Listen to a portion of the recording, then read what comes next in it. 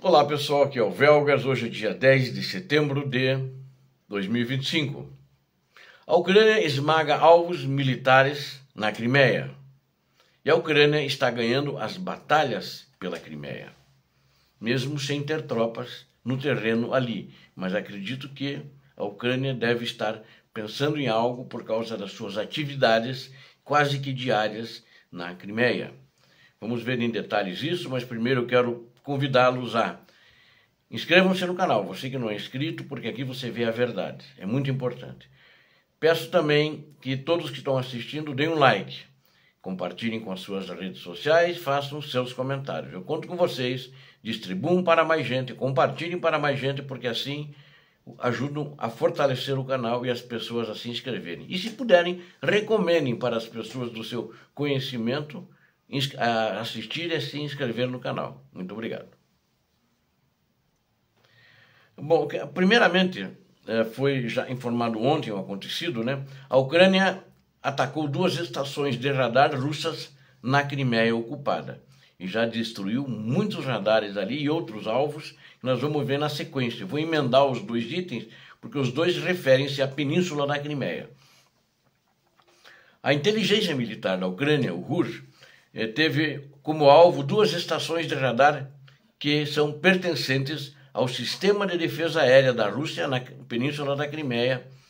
E os radares, na realidade, eles são os olhos dos sistemas de defesa aérea. Esses radares que eles destruíram, né? E que a maioria deles tem essa função, eles permitindo que unidades antiaéreas rastreiem ameaças iminentes. Então, sem radar, as baterias de mísseis e de defesa aérea ficam praticamente cegas, ou seja, só vendo o objeto no ar, essas baterias não têm muita serventia, sejam drones ou aviões ou mísseis, né? Que essas baterias antiaéreas são feitas justamente para interceptar e explodir, derrubar esses alvos, né? Aviões de caça, mísseis, drones, etc. E eles precisam de radares, e já aconteceu que muitos radares foram destruídos justamente na península da Crimeia. De acordo com a agência de inteligência, as forças ucranianas atingiram um radar de baixa altitude, é o 48YA6-K1, Podlet, o apelido dele, o nome dele é Podlet. E também um módulo RLM-M do Complexo de Defesa Aérea 55ZH-6M, que é o NEBO-M. Esse NEBO-M é um radar muito importante e muitos deles já foram destruídos, não só na Península da Crimeia, mas também em outras partes do teatro de operações. Esse NEBO, né? NEBO-M, ele foi destruído em movimento, né? Quando o pessoal russo estava deixando a posição de serviço, eles estavam se retirando, já iam esconder a bateria antiaérea, e apareceram os drones ucranianos, que atingiram o referido radar e segundo informações do GUR, né? E também o lançador de mísseis. Normalmente o NEBO ele é usado para os S-400 Triumph, que é o mais avançado, a mais avançada versão dos S-400, né? Mas também ele pode ser usado para o S-300, né? E então a Ucrânia atingiu com sucesso o alvo. Eu quero destacar aqui, aí o outro, que é o Podlet, que também foi destruído, ele foi projetado para detectar aeronaves, helicópteros e drones voando perto do solo, ou seja, alvos em baixa altitude, né? Enquanto o complexo NEBO-M pode rastrear mísseis balísticos e alvos furtivos em altas altitudes. Então, eles são bem diferentes e a função deles é diferente. Então, eles são complementares. Um consegue pegar, por exemplo, o NEBO não pega mísseis ou aviões a 5.000 metros de altitude, ou 10.000 metros, ou até mais. O NEBO consegue detectar. Mas ele não pega helicópteros em voo mais baixo aí, né?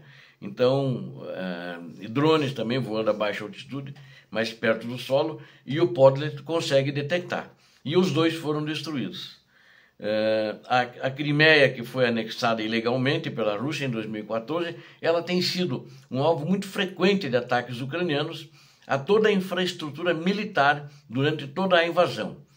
E as instalações de depósitos militares da Crimeia são esmagados por uma onda de ataques, né? A Ucrânia está usando muito agora os drones Bayraktar, que fizeram sucesso no início da guerra, depois eles não foram muito usados e agora voltaram a ser usados com sucesso. A origem dos Bayraktares são de fabricação turca.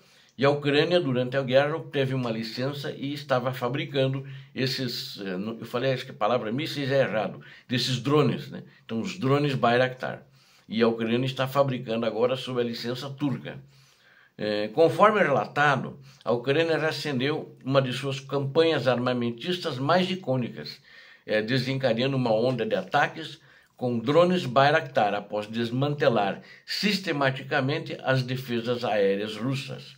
Com os céus limpos e o campo de batalha exposto, o retorno desses drones já custou à Rússia centenas de tropas e navios de guerra, que já foram atacados com sucesso pelos Bayraktar. O drone Bayraktar, outrora um símbolo da resiliência da Ucrânia nos primeiros meses da guerra, está ressurgindo. E ele, na realidade, ele foi comprado não depois que iniciou a segunda fase da guerra, né? Quando eu digo que quando começou a guerra, em 2014, ainda o presidente anterior ao Zelensky, né? O que passou o cargo para o Zelensky, que é o Petro Poroshenko, é que comprou esses drones Bayraktar e também que obteve a licença junto ao fabricante turco para poder fabricar na Ucrânia, né? E como vocês devem, eu falei muito desses Bayraktar a partir de já alguns anos atrás, antes ainda dessa invasão, a segunda invasão agora em fevereiro de 2022, né? Esses drones Bayraktar, eles abriram um caminho para incursões das forças especiais ucranianas, inclusive, em ilhas controladas pela Rússia na costa ali do rio Dnipro e também na costa de Kherson, no Mar de Azov, né? Esses ataques renovados demonstram não apenas o retorno do drone mortal, mas também a limpeza sistemática das defesas aéreas russas, que antes o forçavam a quase inatividade.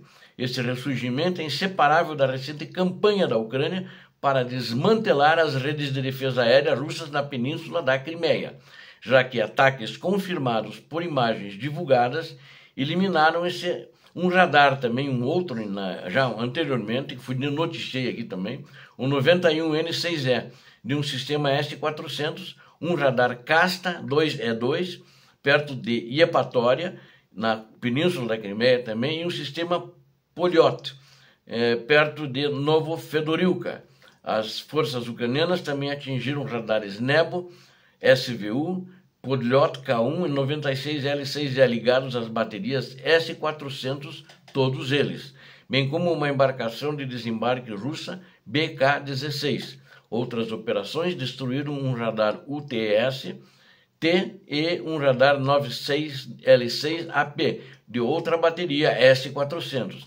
Por fim, um ataque à base aérea de Saki destruiu o radar do S-300 com cada um desses ataques de precisão. Ou seja, quando eu digo que a Ucrânia está ganhando as batalhas pela Península da Crimeia, sim, está. Praticamente a maioria dos S-400 estava infestado de S-400, o sistema antiaéreo de mísseis S-400 foram destruídos, S-300 também. E agora eles estão tentando se segurar com equipamento norte-coreano, mas sem sucesso, e tem muitos sendo destruídos também pelos drones ucranianos. E ataques de precisão que eles fazem são executados com drones, a maioria, eliminando a capacidade da Rússia de monitorar e interceptar aeronaves hostis. E mais uma prova que eu quero mostrar para vocês que a guerra a Ucrânia está ganhando ali dentro da Península da Crimeia, sem ter colocado tropas no solo, por enquanto, que a frota de navios de guerra da Rússia já não está mais ali. Ela teve que ir lá se esconder em Novosibirsk e num porto também na Geórgia, numa província ocupada pela Rússia em 2008 à força, ou seja, tomada à força da Geórgia. Então a Crimeia está se enfraquecendo cada vez mais. É uma supressão metódica da defesa aérea e está abrindo caminho para uma nova campanha agora que começa com os Bayraktares e até dá para dizer um retorno glorioso do Bayraktar. Na fase inicial da guerra, o drone teve um desempenho excepcional. Eliminou blindados e artilharia antes que as defesas se adaptassem. Mas, assim que a Rússia reforçou sua defesa aérea, a grande assinatura de radar do drone o tornou um alvo fácil, levando a uma redução drástica do seu uso. As condições agora mudaram, com a Ucrânia ganhando vantagem ao degradar a cobertura do radar russo, ao mesmo tempo em que lançou a produção nacional de Bayraktars com a cooperação da Turquia. Essa combinação garante que Kiev tenha as ferramentas e a liberdade para implantá-los em uma larga escala novamente. E a Ucrânia está caminhando para a independência total no armamento de seus drones Bayraktar.